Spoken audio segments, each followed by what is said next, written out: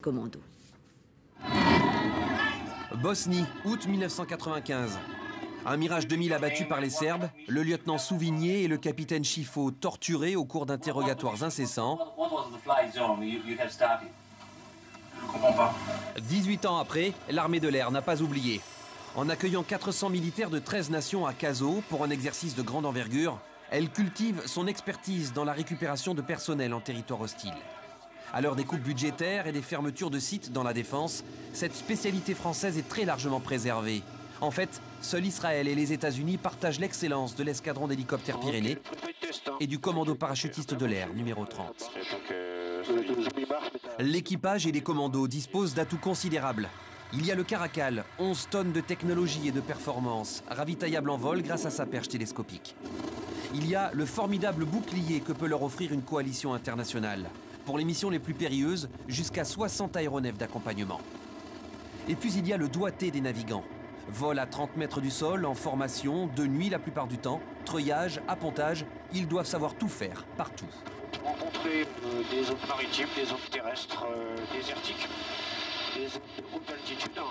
Et puis après, on a les conditions météo, on peut opérer dans des conditions type sahéliennes, mais également des conditions hivernales très poussées.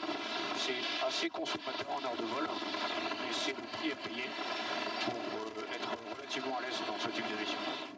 Au terme de l'approche tactique, guidé grâce à sa radio, le pilote éjecté sort de sa cachette et s'agenouille, main bien en évidence, en signe d'obéissance. L'hélicoptère entame alors la phase la plus délicate, le vol stationnaire à une dizaine de mètres du sol pour la dépose des sauveteurs. Pendant l'aérocordage, comme disent les militaires, les opérateurs font une cible de choix. La machine aussi, pressée d'aller rejoindre les autres appareils de protection. Au sol, le groupe surveille les environs, mais surtout celui qui est venu secourir. Mis en joue, le fugitif est d'abord considéré comme un adversaire.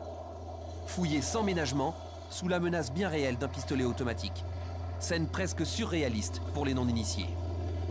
Il faut qu'on ait cette attitude-là, c'est une attitude de combat, on est en terrain hostile. On n'est pas forcément sûr, notre collègue aurait très bien pu travailler sous la soumission. Mais en fait, quand on approche sur lui, il faut s'assurer que cette personne-là soit bien la bonne. Ça peut être des questions personnelles de sa vie, ou tout simplement des codes qui sont établis avant chaque vol. Nous ne saurons rien de ces phrases d'authentification. De toute façon, le commando évolue dans un mutisme presque intégral.